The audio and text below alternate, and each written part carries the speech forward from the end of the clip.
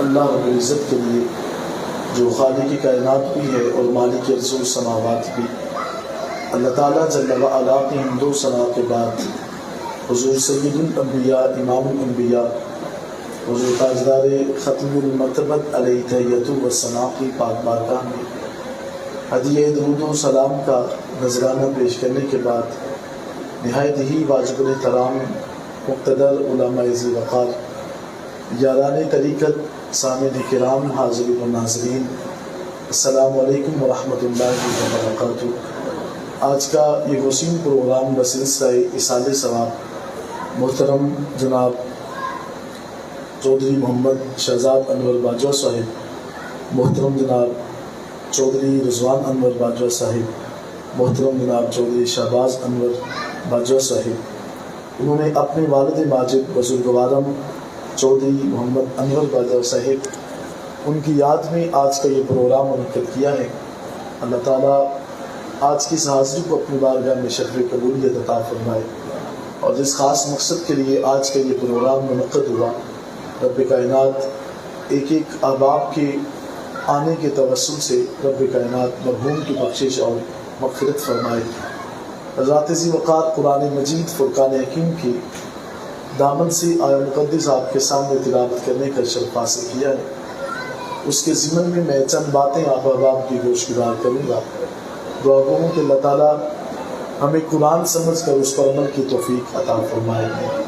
رب کائنات نے قرآن کریم فرقان حکیم میں ارشاد فرمایا، یا ایھا الذین آمنوا اتقوا اللہ حق تقاتہ، اے ایمان والو تم سب اللہ سے ڈرو جیسا کہ اس سے ڈرنے کا حق ہے، ولا تموتن الا وانتم مسلمون، اور تمہیں ہرگز بھی موت نہ آئے مگر اس حالت میں کہ تم مسلمان ہو کر جاؤ۔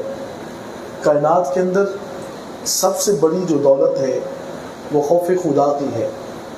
اپنے نفس کے اندر اللہ کا خوف پیدا کرنا، اس کی ہیبت کو اپنے نفس کے اندر آنے دینا، یہ خدا کا بہت بڑا کرم اور فضل ہوتا ہے۔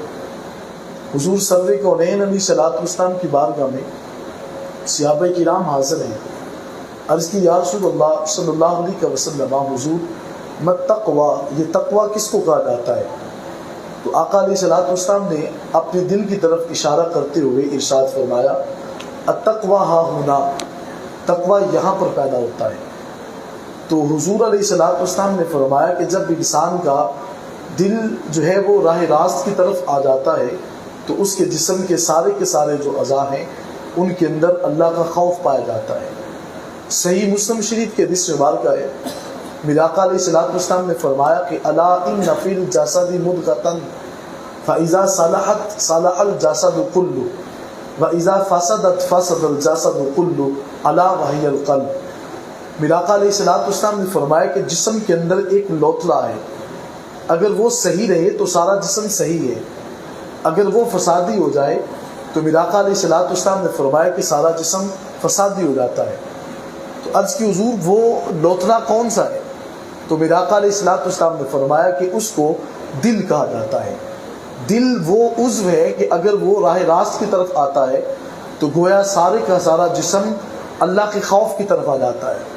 اگر دل کے اندر اللہ کا خوف، اس کی جو ہے خشیت پیدا نہیں ہوگی تو انسان کے دوسرے جو جوارے اور دوسرے اس کے اعضاء ہیں ان کے اندر کبھی بھی خوف پیدا نہیں ہو سکتا۔ آپ نے یہ دیکھا ہوگا کہ ایک بات لکھی ہوتی ہے کہ خبردار، کیمرے کی آنکھ آپ کو دیکھ رہی ہے۔ اس بات کو سنتے ہی انسان کے جسم کے اوپر خوف طاری ہو جاتا ہے کہ اگر میں نے کوئی بھی عمل بد کیا تو میں پکڑا جا سکتا ہوں۔ یہ تو فقط ایک کیمرے کی آنکھ ہے۔ خدا فرماتا ہے ان اللہ علیم بذات الصدور، اے انسان تیرے سینے کے اندر جو دھڑکنے والا دل ہے، اس دل کے اندر جو خیال پیدا ہوتا ہے، میرا مالک فرماتا ہے میں اس کو بھی جاننے والا ہوں۔ وہ خدا اس بات کو بھی جانتا ہے کہ میرے دل کے اندر کون سا جو ہے وہ گمان پیدا ہوتا ہے۔ تو فرمایا کہ اگر جسم کے اندر یہ عضو ٹھیک ہو جاتا ہے تو اس کا سارا جسم کے جو سارے اعضاء ہیں وہ صحیح رہیں گے۔ مولانا روم علیہ رحمہ اس کے حوالے سے بڑی خوبصورت بات نقل فرماتے ہیں۔ آپ فرماتے ہیں کہ ایک بادشاہ سفر پہ روانہ تھا اور اس نے ایک باغ کے سامنے کھڑے ہو کر کے جا کر کے باغبان سے کہا کہ یار مجھے اس کا ایک پھل توڑ کر دو۔ باغبان نے بڑی محبت کے ساتھ ایک انار ان کو پیش کیا. حضرت نے انار کو توڑا تو جب اس کو تناول کیا تو اس کا ذائقہ بڑا ہی اچھا تھا. بادشاہ وقت نے کہا کیوں نہ میں اس کے اوپر قابض ہو جاؤں، چونکہ حکمران میں ہوں تو اس کا جو ہے وہ حاکم بھی تو مجھے ہی ہونا چاہیے. اس کے ذہن کے اندر اور یہ دل کے اندر خیال پیدا ہوتا ہے. باغبان سے کہا یار ایک اور پھل توڑ کر لاؤ. باغبان جا کر کے دوسرا پھل اسی درخت سے توڑتا ہے، آ کے بادشاہ کو پیش کیا. بادشاہ نے اس کو جب تناول کیا تو اس کا ذائقہ بدل چکا تھا. پوچھا کہ اے مالی، اے باغبان، یہ اس کا ذائقہ کب سے بدل چکا ہے؟ تو باغبان نے بھی ہنس کے کہا بادشاہ سلامت، جب سے تیرے دل کی نیت بدل چکی ہے اس کا ذائقہ بھی تبدیل ہو چکا ہے. تو فرمایا کہ انسان کے جسم کے اعضاء کا جو تعلق ہے وہ دل کے ساتھ ہے. یہ صحیح ہو جائے تو سارا جسم صحیح رہتا ہے، اگر اس کے اندر فساد برپا ہو جائے تو سارا جسم فسادی ہو جاتا ہے. آج کبھی غور کریں کہ اللہ تعالیٰ نے اتنا بڑا 6-7 فٹ کا انسان پیدا کیا، مقصد کیا تھا؟ رب کائنات نے قرآن میں فرمایا یا ایھا الناس اعبدوا ربکم الذی خلقکم والذین من قبلکم لعلکم تتقون.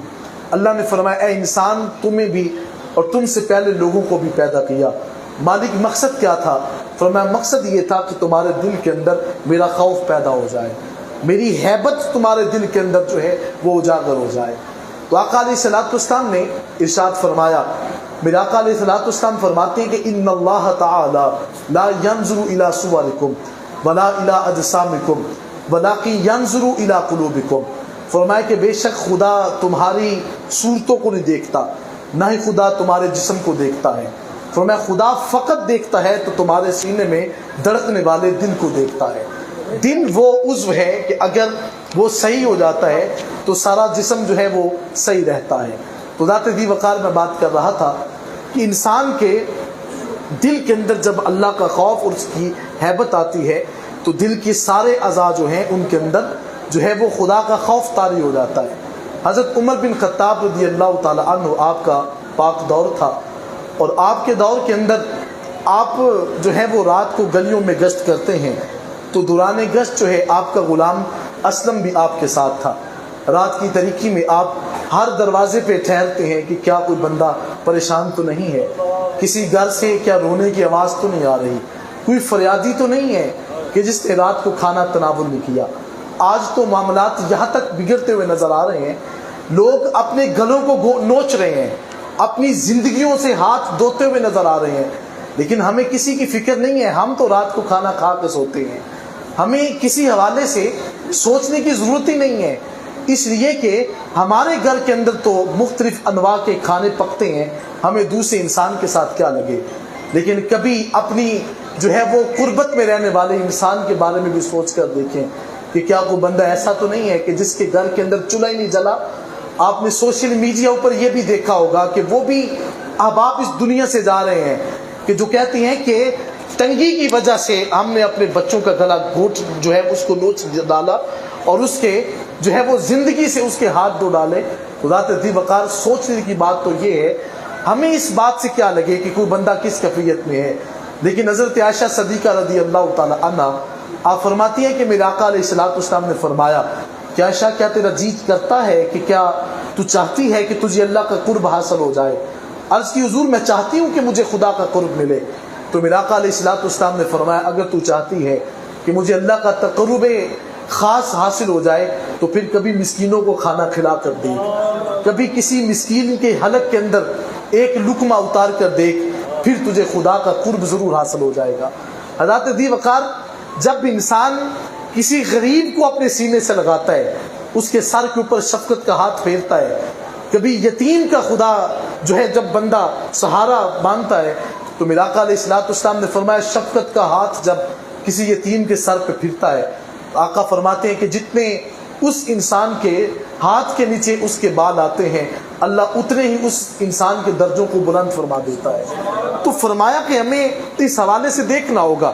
حضرت عمر بن خطاب رضی اللہ تعالی عنہ آپ رات کی تاریکی کے اندر گلی میں گشت کر رہے ہیں، آپ کا غلام بھی آپ کے ساتھ ہے، دروازے پہ آپ کھڑے ہیں تو اندر سے آواز آ رہی تھی کہ بیٹی آج دودھ جو ہے وہ جانور نے کم دیا ہے، کیوں نہ اس کے اندر جو ہے وہ ہم پانی کو ملا لیں۔ آج تو ہماری میڈیسنز جو ہیں وہ بھی خالص نہیں رہی۔ کبھی غور کریں کہ ہماری کیپسولز کے اندر جو ہیں وہ لوہے کے کیل ڈال کر ہمیں کھلائے جاتے ہیں اور سوچا جاتا ہے کہ ہم نے حضور کا کلمہ پڑھا ہے۔ اقبال نے کہا تھا خیرت نے کہہ بھی دیا لا الہ تو کیا حاصل، دل و نگاہ مسلمان ہی تو کچھ بھی نہیں۔ ہمیں کردار کا مسلمان بننے کی ضرورت ہے۔ ہم فقط زبانی تو دعویٰ کرتے ہیں کہ ہم نے حضور کا کلمہ پڑھا ہے، لیکن کردار کے اعتبار سے ہم اس قدر گئے گزرے ہو چکے ہیں کہ ہمیں خود اپنے اعمال سے گن آتی ہے کہ میں انسان کیسا ہوں، میرا عمل کیسا ہے۔ میں نے کریم آقا کا کلمہ پڑھا ہے۔ آج آپ یہاں تک دیکھ لیں کہ کبھی آپ نے غور کیا ہو ہماری ہر شے کے اندر ملاوٹ پائی جاتی ہے، لیکن میرے آقا علیہ الصلوۃ والسلام نے اتنی بڑی بات فرمائی۔ میرے آقا فرماتے ہیں التاجر الصدوق مع النبیین والصدیقین والشہداء۔ میرے آقا فرماتے ہیں جو تاجر سچا ہوگا قیامت کے دن وہ انبیاء، صدیقین اور شہداء کی صف میں کھڑا ہو جائے گا۔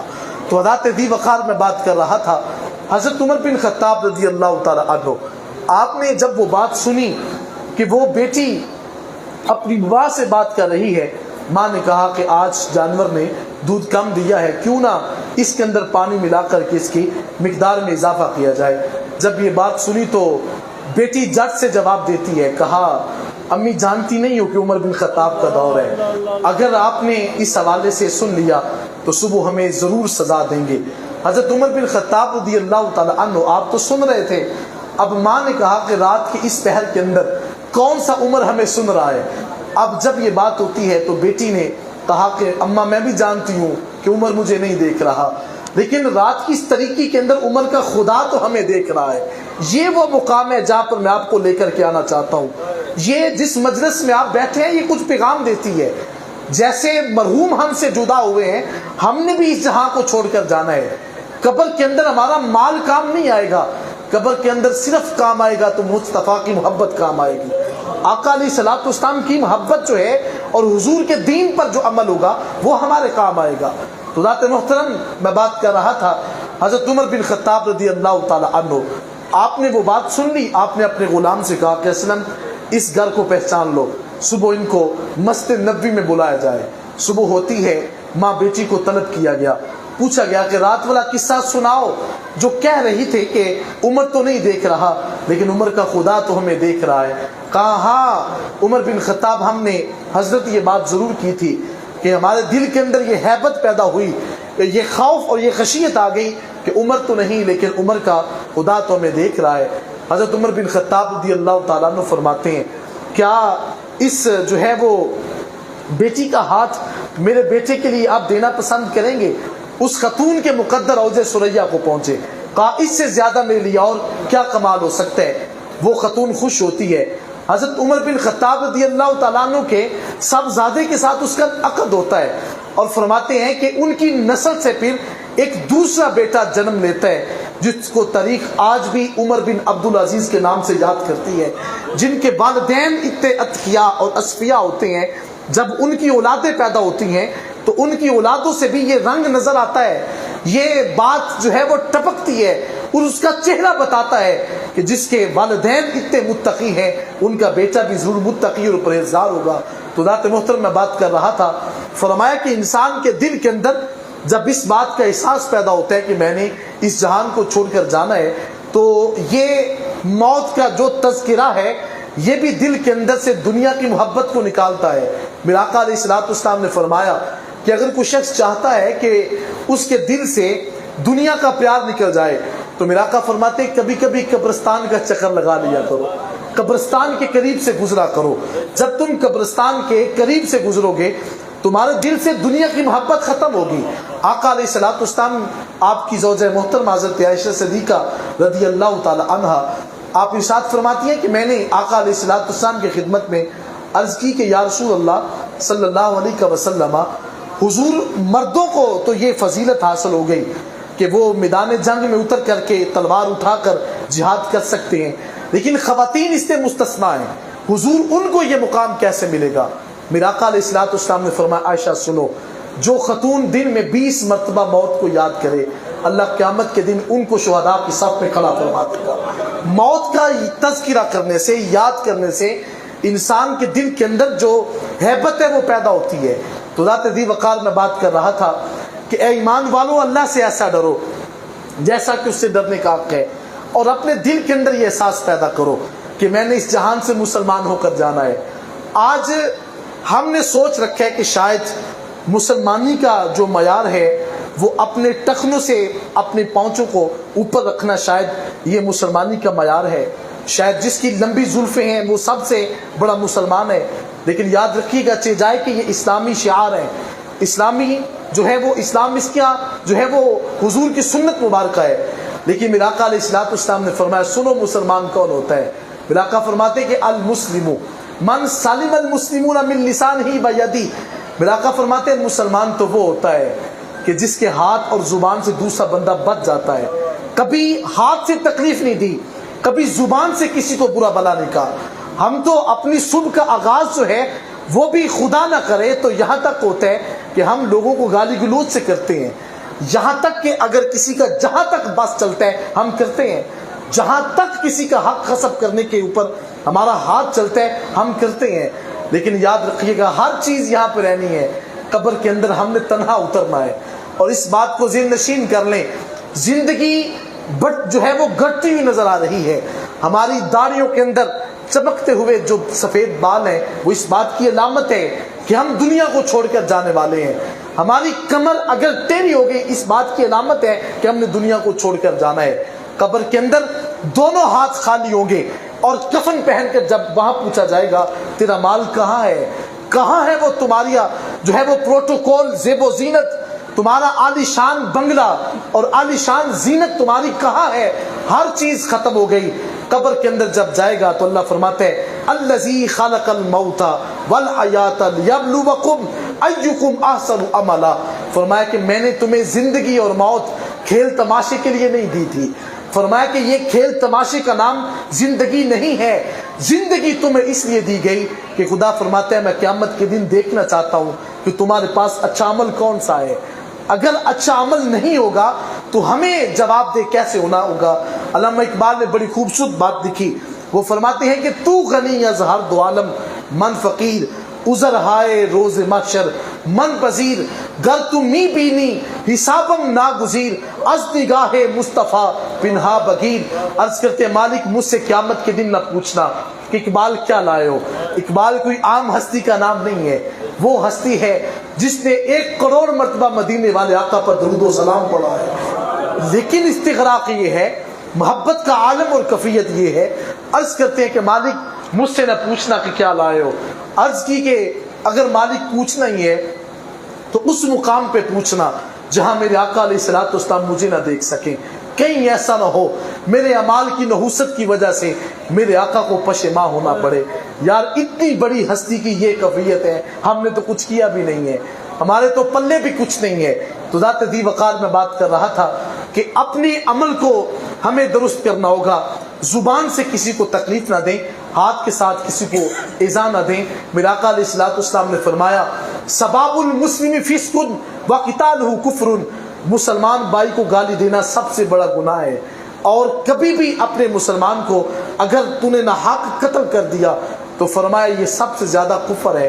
تو ذات محترم اپنی بچوں کی تربیت کرنے کی کوشش کریں، انہیں بتائیں کہ یہ دین ہے، یہ اسلام ہے، یہ مذہب ہمیں اس بات کا درس دیتا ہے۔ ذات محترم میرے آقا علیہ الصلوۃ والسلام نے فرمایا اپنے بچے کو اچھی بات بتا دینا احد پہاڑ کے برابر صدقہ کرنے سے بھی افضل ترین یہ عمل ہے کہ جو انسان اپنے بچے کی اچھی تربیت کرتا ہے۔ ہم میں سے کتنے احباب ہیں کہ جو رات کو کبھی بیٹھ کر اپنے بچوں سے کہتے ہوں کہ بیٹا دین یہ ہمیں اس بات کا درس دیتا ہے۔ آقا علیہ الصلوۃ والسلام کی بارگاہ میں حضرت صفوان بن سلیم حاضر خدمت ہے، عرض کی کہ حضور میں آپ سے یہ سوال کرتا ہوں کہ ایقون المؤمن جبانا، حضور کیا مومن بزدل ہو سکتا ہے؟ میرا آقا علیہ الصلوۃ والسلام نے فرمایا نعم، ہاں مومن بزدل ہو سکتا ہے۔ عرض کی حضور ایقون المؤمن بخیلا، حضور کیا مومن بخل بھی کرتا ہے؟ میرا آقا ارشاد فرماتے ہیں نعم، ہاں مومن بخل بھی کرتا ہے۔ پھر عرض کی حضور ایقون المؤمن کذابا، حضور کیا مومن جھوٹ بھی بولتا ہے؟ میرا آقا مسکرا کر فرماتے ہیں قال اللہ، حضور فرماتے ہیں جس نے میری محبت کا دم بھرا ہے وہ کبھی جھوٹ نہیں بول سکتا. ہم نے حضور کا کلمہ پڑھا ہے, ہم نے آقا علیہ الصلوۃ والسلام کی تعلیمات کے اندر آنا تھا. حضرت ذی وقار, ہم نے مغرب کی تہذیب کو تو اپنایا, لیکن مدینے والے آقا علیہ الصلوۃ والسلام کی سنت اور شریعت کے اوپر اگر ہم جو ہے وہ زندگی بسر نہیں کر رہے تو ہمارے پلے کچھ بھی نہیں ہے. اقبال نے اس لیے لکھا تھا کہ کی محمد سے وفا تو نے تو ہم تیرے ہیں, یہ جہاں چیز ہے کیا لوح و قلم تیرے ہیں. آئے میں اور آپ سب آج کے اس جو ہے وہ خاص پروگرام کے اندر عہد مسمم کر کے اٹھیں کہ ہم نے آقا علیہ الصلوۃ والسلام کی سنت اور شریعت کے سانچے کے اندر اپنے آپ کو ڈالنا ہے, حضور علیہ الصلوۃ والسلام کی شریعت کے مطابق اپنی زندگی کو بسر کرنا ہے. اور جو انسان ایسے خدا سے ڈرتا ہے جیسا کہ ڈرنے کا حق ہے, اس کو اپنی زندگی بسر کرنے کا جو لطف ہے وہ زندگی میں بھی محسوس ہوتا ہے اور کل قیامت کے دن میدان حشر کے اندر بھی محسوس ہوگا. اللہ میری اور آپ کی حاضری کو اپنی بارگاہ میں شرف قبولیت عطا فرمائے, خدا مرحوم کے درجات بلند فرمائے. دوران خطاب حضرت علامہ مولانا پیر سید محفوظ حسین شاہ صاحب تشریف لائے. ہم دل کے عطا گرائیوں سے ان کو بھی خوش آمدید کہتے ہیں. ان کی آمد پہ آپ ایک مرتبہ نعرہ بلند کر دیں, نعرہ تکبیر, نعرہ رسالت, آستانہ علی ہیبت پور شریف, آستانہ علی علی پور شریف. اللہ میری اور آپ کی حاضری کو قبول و منظور فرمائے. واخر دعوانا الحمدللہ.